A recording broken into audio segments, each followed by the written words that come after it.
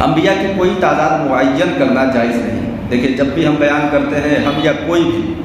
تو یہ کہتا ہے 1,24,000 کم و بیش انبیاء کرام، کم و بیش بولتا ہے اس کے ساتھ، یعنی کم بھی ہو سکتے ہیں زیادہ بھی ہو سکتے ہیں۔ اس کی وجہ کیا ہوتی ہے؟ اس کی وجہ یہ ہوتی ہے کہ کسی ایک نبی کا انکار بھی کفر ہے، اور جو نبی نہ ہو اس کو نبی مان لینا بھی کفر ہے۔ تو اس لیے نہ کم کر سکتے نہ زیادہ کر سکتے، اور جب صحیح تعداد قرآن میں ہے نہیں، کیونکہ میں نے اس دن پڑھ کے بتایا تھا کہ صرف 25 نبیوں کے نام ہیں اور سب کے نام بھی میں نے گنایا تھا،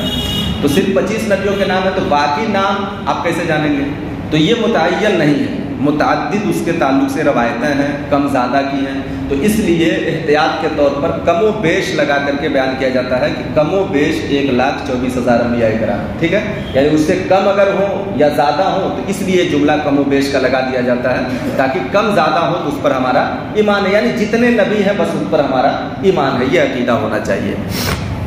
نبیوں کے مختلف درجے ہیں، بعض کو بعض پر فضیلت ہے، اور سب میں افضل ہمارے آقا مولا سید المرسلین صلی اللہ علیہ وسلم، اور حضور کے بعد سب سے بڑا مرتبہ حضرت سیدنا ابراہیم خلیل اللہ کا ہے، یعنی مقام تو سب کے الگ الگ ہیں لیکن سب سے زیادہ مرتبہ ہمارے نبی کو ہے، اس کے بعد حضرت سیدنا ابراہیم علیہ السلام کو ہے، اور ان کے بعد حضرت سیدنا موسیٰ علیہ السلام کا، پھر حضرت عیسیٰ علیہ السلام اور حضرت نوح علیہ السلام کا۔ ان کو مرسلین اولو العزم کہا جاتا ہے، یعنی کہ اولو العزم مطلب یہ کہ معزز پیغمبر، یہ جو نام ہم نے لیے حضور صلی اللہ علیہ وسلم، پھر اس کے بعد حضرت سیدنا ابراہیم علیہ السلام، پھر اس کے بعد حضرت موسیٰ علیہ السلام، پھر اس کے بعد حضرت عیسیٰ علیہ السلام، پھر اس کے بعد حضرت نوح علیہ السلام، یہ بالترتیب ایسے پیغمبر ہیں جن کا اللہ کی بارگاہ میں سب سے زیادہ مقام ہے، اور جس ترتیب سے میں نے نام لیا اسی ترتیب سے مقام بھی ہے، یعنی یہ کہ بات ہی کریں۔ اچھا، تو اب یہ ایک چیز ہوتی ہے کہ ہمارے نبی چونکہ صلی اللہ علیہ وسلم سب سے بعد میں تشریف لائے، تو اب سب سے بعد میں تشریف لائے تو ان سے پہلے کے جو انبیاء کرام ہیں ان سے زیادہ مقام ان کا، تو اس کی کئی ساری وجوہات ہیں، جب حدیثوں میں ہم دیکھتے ہیں یا دوسری کسی کتابوں میں تو ان کئی وجوہات ہوتی ہیں۔ سب سے پہلی وجہ یہ ہے کہ اللہ تبارک و تعالیٰ نے کسی پیغمبر کے لیے یہ نہیں فرمایا وما ارسلناک الا رحمۃ للعالمین، یعنی ہم نے سارے جہان کے لیے رحمت بنا کے بھیجا، یہ ہمارے نبی کو فرمایا۔ اب جب ہمارے نبی کو سارے جہان کے لیے رحمت بنا کے پیدا فرمایا تو ضروری ہے کہ جو سارے جہان کے لیے رحمت ہو سارے جہان میں افضل ہو، ٹھیک ہے۔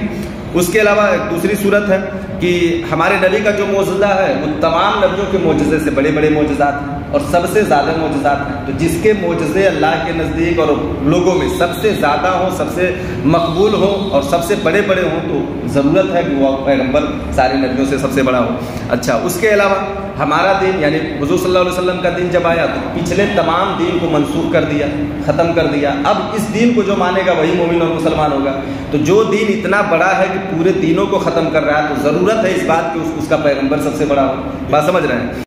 اور اس کے علاوہ یہ ہے کہ جتنے نبیوں کا اللہ تبارک و تعالیٰ نام لیا مخاطب کیا تو اس میں نام لے کر کے مخاطب کیا ہے، یا ابراہیم یا موسیٰ یا عیسیٰ، ہمارے نبی کو کہیں بھی اللہ تبارک و تعالیٰ پورے قرآن میں نام لے کر کے مخاطب نہیں کیا ہے۔ یہ بھی عظمت سمجھ میں آتی ہے کہ اس سے بھی ہمارے نبی کا مقام سارے نبیوں میں سب سے افضل ہے۔ تو کسی کے دماغ میں یہ نہ آئے کہ سب سے بڑے سب سے اخیر میں آ کر کے سب سے زیادہ مقام والے پیغمبر یہ کیسے ہیں، وہ اس کی وجوہات جب میں نے ابھی چند بیان کیے، بہت ساری وجوہات ہیں، تو اس وجوہات کے بنیاد پر ان کا مقام سارے نبیوں میں سب سے زیادہ افضل والا ہے۔ پھر اس کے بعد بھی ترتیب جیسا میں نے نام لیا اس ترتیب کے اعتبار سے سارے انبیاء کا مقام ہے۔ تو جو انبیاء کا مقام ہے یہ تو مقام ہے، ایسا نہیں کہ کسی کو ہم کم زیادہ ہم کریں گے، نہیں۔ اللہ تبارک و تعالیٰ اپنے قرآن ہی میں دوسری جگہ ارشاد فرماتا ہے کہ یہ انبیاء ایسے ہیں کہ یہ مرتبے کے اعتبار سے کم زیادہ ہیں، رہی بات ان کے نبوت کے اعتبار سے تو نبی سب ہیں اور سب کو سب پر ایمان لانا ضروری ہے۔ لا نفرق بین احد من رسل، ان کے رسول ہونے کے اعتبار سے ہم کسی میں تفریق نہیں کریں گے، ہمارا کوئی حق ہی نہیں بنتا کہ ہم کسی میں تفریق کریں کون کیا ہے کون کیسا ہے، بس مرتبے اور مقام کی جہاں تک بات آئے گی تو 5 نام جو میں نے ترتیب سے لیے اسی ترتیب کے اعتبار سے اس کو سمجھنا ہے۔ یہ پانچوں حضرات باقی تمام انبیاء مرسلین انس و جن اور جمیع مخلوقات الہی میں سب سے افضل ہیں، جس طرح حضور صلی اللہ علیہ وسلم تمام رسولوں کے سردار اور سب سے افضل ہیں بلا تشبیہ۔ حضور صلی اللہ علیہ وسلم کے صدقے میں حضور صلی اللہ علیہ وسلم کی امت بھی تمام امتوں میں افضل ہے۔ अरे अब चूंकि नबी अफजल है तो उनकी उम्मत भी तमाम उम्मतों में अफजल है। तो ये अफजलियत के एतबार से ईमान लाना पैगम्बरों पर ज़रूरी है कि तमाम पैगम्बरान इस्लाम सब पर हमारा ईमान है। जितने भी पैगम्बर अल्लाह तबारक व तआला ने पूरे ज़मीन पर भेजे सारे पैगम्बरों पे हमारा ईमान है, लेकिन जो उसमें मर्तबे और मकाम अल्लाह तबारक व तआला ने दिए हैं उस मर्तबे और मकाम के एतबार से भी हमको ईमान लाना ज़रूरी है कि इनका मर्तबा सबसे बड़ा है, फिर उनके बाद है, फिर उनका बाद है। और रही बात रसूल होने के एतबार से, तो रसूल होने के एतबार से सभी बराबर है। अल्लाह तबारक